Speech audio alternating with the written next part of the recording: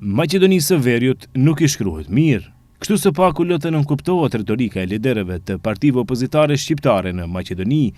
Ata thonë se shkelja e të drejtave të shqiptarëve në Maqedoni të Veriut mund të destabilizojë vendin. Kryetari I Bashkimit Demokratik për Integrim Ali Ahmeti mbrëm nga kuvendi zgjedhor në Vrapçisht tha se bashkësitë etnike duhet të jetojnë në harmoni dhe pa I penguar njëri tjetrit, dhe se nuk do të ketë tolerancë tutje nëse nuk ka barazi të plotë. Heqin ligjin e gjuhës, përfaqësimin e drejtë, po të ndryshojnë rrugët. Ne nuk duam destabilizim. Ne duam paqë. Mirë po, këta janë të ri, duhet të ndëgjojnë dhe të mësojnë nga e kaluara. Se gur mas guri bëhet kalaja, a më fjalë mas fjale nis belaja.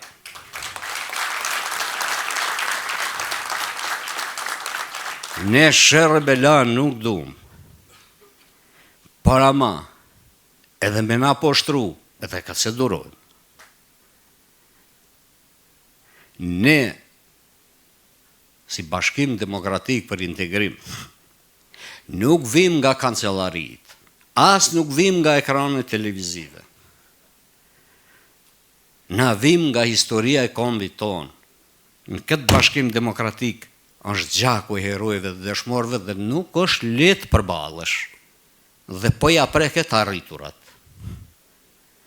Por ne duam të ecim përpara.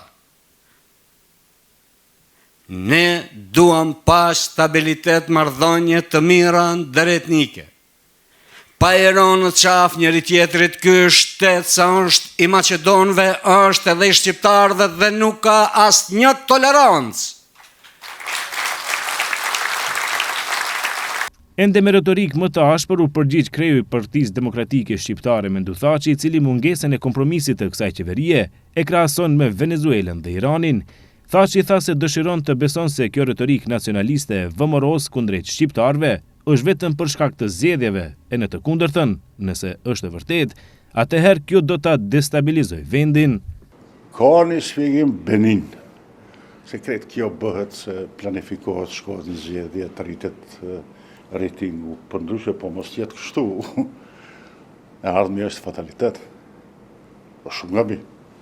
Edhe nga kjo qeveri, edhe nga elitat tjera që I kanë Maqedon, po elitat politike, të mendojnë se me këtë politik poshtnuese, nënshmuese, denigruese, diskriminuese ndaj shqiptarëve, nuk do të provokojnë destabilizimin të vendit. Edhe pse, unë jam I variantës parë, mendoj se kryeministri nga një recept tashmë I vjetruar për shtetet moderne, receptën e Serbisë, apo të Vučićit shkon në sa më shumë ngritje të rejtingut vetë në bazë një politike pseudo-nacionaliste për të fituar zgjedhjet. Mendoj se zgjedhjet do të kemi shpejt, shpejt është, mas 6 muajve apo mas 8 muajve, dhe pastaj do t'i bëjë gjitha kompromisit. Mendoj se s'ka kuptim. S'ka kuptim.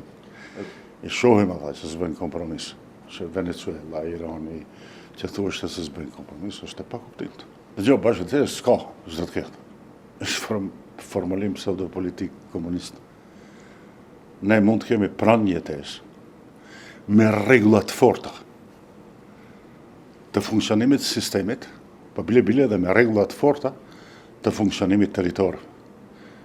Është një ndarje e vërtetë e pushtetit mes atyne dhe nesh, në vijë horizontale dhe vertikale.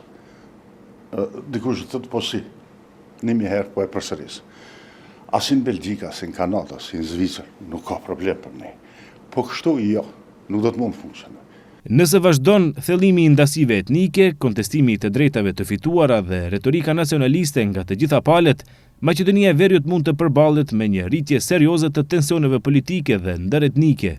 Në një Ballkan që vazhdon të mbetet I brisht për shkak të krizave mes Kosovës dhe Serbisë, ndikimeve gjeopolitike dhe polarizimeve të brendshme, çdo përshkallëzim I konfliktit politik në vend mund të shndrohet në faktor destabilizues për të gjithë rajonin.